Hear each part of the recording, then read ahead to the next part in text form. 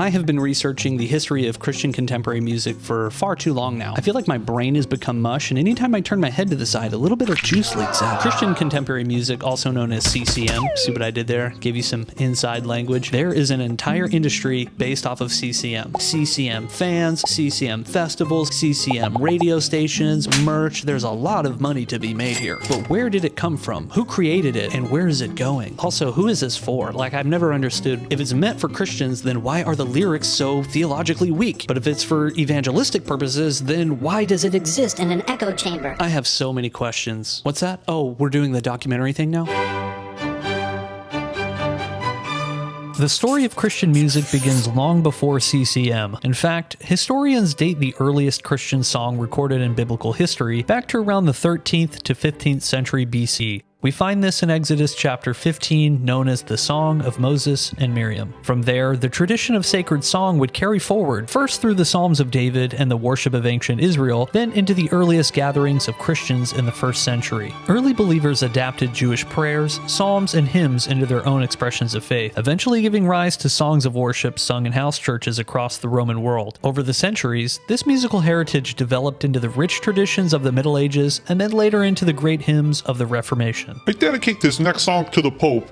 Fast forward to mid-20th century America. The Christian music soundscape was familiar. Traditional hymns accompanied by the steady tones of piano and organ were now the norm. However, as soon as the 1950s hit, rock and roll music swept over the nation and quickly gained prominence over music trends. Many church leaders denounced it as a soundtrack to the rise of rebellion and moral decay that they felt was more representative of modern society than Christ and the church. And I know the evil feeling that you feel when you sing it. The result was a sharp dividing line between sacred and secular. But for countless young believers caught in between, this line has left them musically homeless and longing for songs that represented them more accurately. Out of that tension, something new began to stir. What started as a grassroots movement among disillusioned youth would soon grow into one of the most significant musical revolutions in modern church history. And it all starts with a bunch of hippies in Southern California.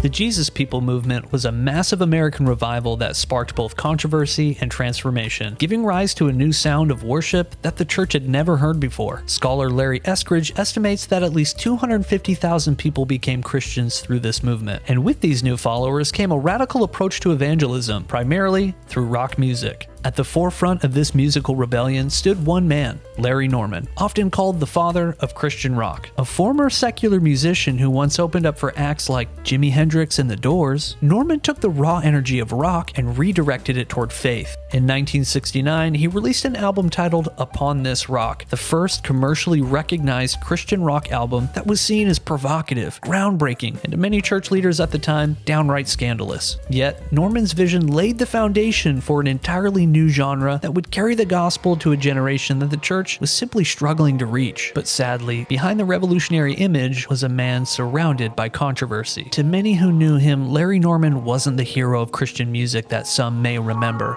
It was all staged. Every movement, and this is what I'm telling you, everything was about appearances. Larry Norman was a polarizing figure to say the least. Not only did he help spearhead the contemporary Christian music genre that we know today, he also had a lot of fans in the mainstream music world. Folks like Bono from U2, John Cougar Mellencamp, and even Paul McCartney said he liked his music and thought he would be a big star if he dropped the Jesus stuff. Frank Black from the band Pixies even said that he was his total idol. And then you have other people who create entire documentaries about how much of a fraud he is. And in those documentaries are a lot of unsubstantiated claims, but there's a lot of evidence that shows that he did do some very terrible things. For instance, he allegedly had relations with a woman in Australia that he met on tour, had a child with her, told her that he would be back to father the child and marry her, and he just never did any of that. Instead, he rejected the baby as his own child, even though he met up with him multiple times and claimed to other people that it was his child. And then he wrote in his will that if a paternity test does show that he is that child's father, that the child can have 1% of his estate. But now the estate refuses to acknowledge any paternity testing, so the kid can't get 1% of the estate. Yikes. Now, none of this is meant to be a Larry Norman expose or whatever. I don't know if any of these claims are true. There were documentaries and then books written in rebuttal to the documentaries that came along with websites. It was a whole thing. But one thing's for sure, CCM never existed before Larry Norman. Now, there were some other bands that helped spearhead the movement, but Larry Norman was was the figurehead. After the rise of Larry Norman, we start to see these Christian radio stations pop up all over the place, Christian record labels, and we also see these giant Christian music festivals that involved Billy Graham and Johnny Cash. In the 80s and 90s, it becomes way more corporate. You have acts such as Amy Grant, Michael W. Smith, DC Talk, and Rebecca St. James. Into the early to mid 2000s, you start to see the alternative scene take over with bands like Switchfoot, Reliant K, and MXPX. And then you have some heavier acts later on in the 2000s like Anne Boleyn and UnderOath. Also, this timeline is not perfect. There are bands that are missing. For example, I would place Jars of Clay here, maybe Mercy Me here. And even though I placed Anne Boleyn and UnderOath over here in the mid 2000s, these albums were actually released in the early 2000s. They just didn't gain popularity to the mid 2000s. I also didn't say anything about hip hop or even bring up the boy band era. Remember when Brian from Backstreet Boys was a CCM artist? Well, this sure is some good old-fashioned music, huh? Looks like we have a problem here.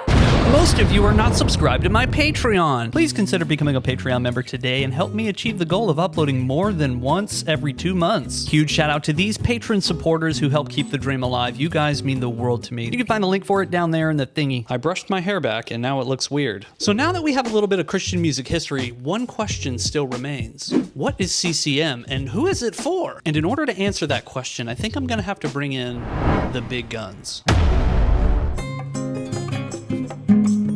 You know, back in the 80s and 90s, CCM was for people who were afraid of secular music, basically, or who wanted safe music for their kids to listen to. This is Kelsey McGinnis. She is a music historian, a musicologist, an educator, and a writer for Christianity Today on things like music and Christian subculture. And I got the opportunity to ask her some questions about CCM. If somebody doesn't know what CCM is, what is that? I have sort of my academic answer and my if you're familiar with it, this is what you probably think. So a lot of people think of CCM as adult contemporary Christian music, right? You turn on K-Love radio and that is CCM. What you hear is CCM. The more academic answer is CCM is an entertainment industry. It's a media ecosystem that exists to provide an alternative universe of music for Christian listeners. I like that answer because CCM isn't just a sound. It kind of contains within it a bunch of different genres of music made for Christian listeners. The next question that I have in mind is, who is it for? You know, back in the 80s and 90s, CCM was for people who were afraid of secular music, basically, or who wanted safe music for their kids to listen to. You have to remember that's sort of the age of satanic panic and a lot of hand-wringing about explicit content. We were getting explicit content stickers. You were having hearings in Congress about the lyrical content of music. It was a very different atmosphere. It was very physical media-centric. This is pre-streaming. There was a whole industry around offering Christian parents in particular an alternative, that they could kind of craft this little musical subculture for their kids that kind of drew on some of the same aesthetics of the mainstream, but was safe. Streaming has upended that. Now the question of who CCM is for, I think, is still kind of an open question. Okay, so there's one topic that you cannot avoid when talking about contemporary Christian music.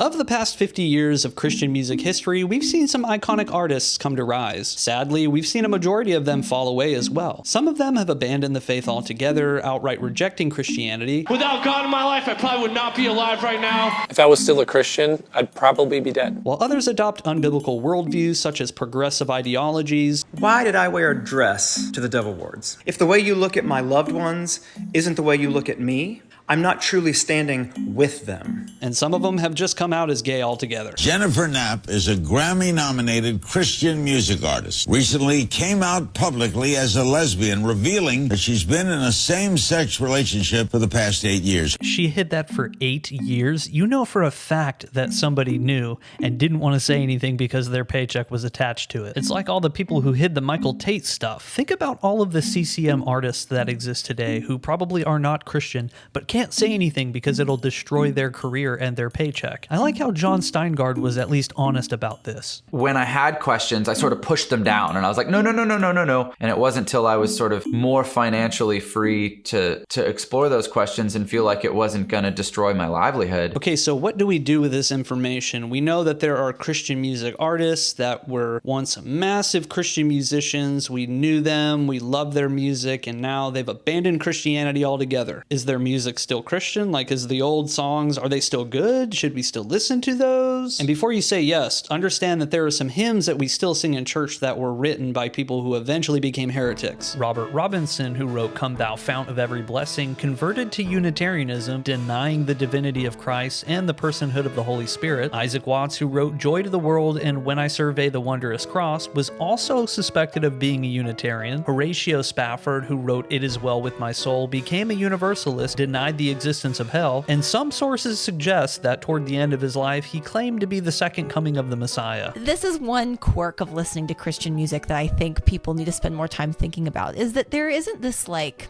transitive property that exists through music. Like if I listen to music from someone with bad theology, that music is going to transfer that bad theology to me. It doesn't work that way. A song isn't gonna indoctrinate you against your will. And a spiritually vague song that potentially has some implications that you aren't aware of or haven't thought through all the way, it's not going to change your beliefs against your will. Does it have the ability to shape them? Sure, but you can also kind of fight against that in a number of ways, especially if you are plugged into a church where there is real discipleship happening. I would also push back and say Christian artists have a lot of influence, especially over people who are vulnerable, maybe new to the faith. And I'm sure Kelsey would agree that there is a conversation to be had there as well. I think it's also worth noting that music becomes a form of discipleship based upon who you allow access into your life. Now, the context of what Kelsey is saying here is a little bit different too. It is of a believer who understands the Bible, who's firm in the faith, and isn't going to be swayed by one or two different songs that they may or may not disagree with. All that aside, generally speaking, music has a lot of power and influence over people. I mean, look at the stranglehold that Taylor Swift has on society. It's incredible. But in terms of listening to songs by artists who have apostatized the faith, I think we need to be careful. And I also think it's a convictional issue. If there are songs that were written by once Christians who are now apostate, and those songs are lyrically and biblically accurate, then I think we can honor God by redeeming those songs. But if that goes against your conviction, like it does often me, by all means, avoid those songs. But what do we do about the elephant that is currently in the room? This is no longer about probability. There are artists in the Christian music industry that are no longer Christian but can't get out or won't get out because it affects their paycheck. And I actually think there's a couple things going on here. Ray Comfort says it best in an article in the Christian Post titled "Another Christian Becomes an Atheist" in regard to Jon Steingard, saying, when a professing Christian comes out of the closet as an atheist, he's admitting that he never knew the Lord. There's been some people in the comments that say you've never believed, and on some level I feel like that's designed to like be a dig on me, but I look at that and I kind of go,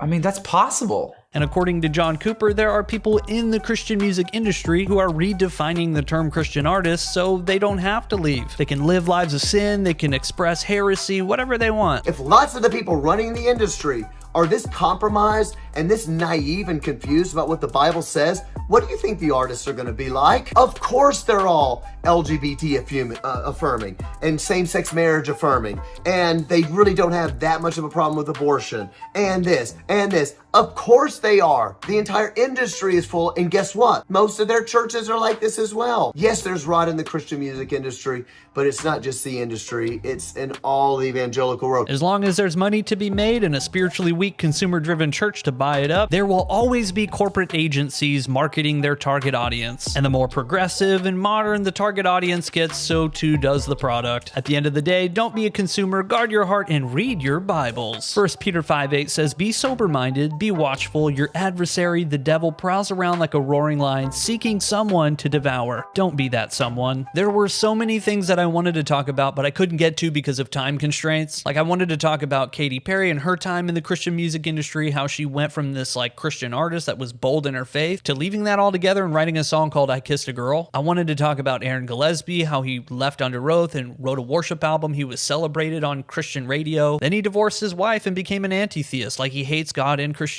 I wanted to talk about the Warped Tour circuit with like Paramore and Emery, As I Lay Dying, Attack Attack. There were so many big bands of that time period that proclaimed the name of Christ and within time just abandoned it all. I guess time really does tell. Maybe I'll make a part 2. Let me know what you think in the comment section below. Okay, bye.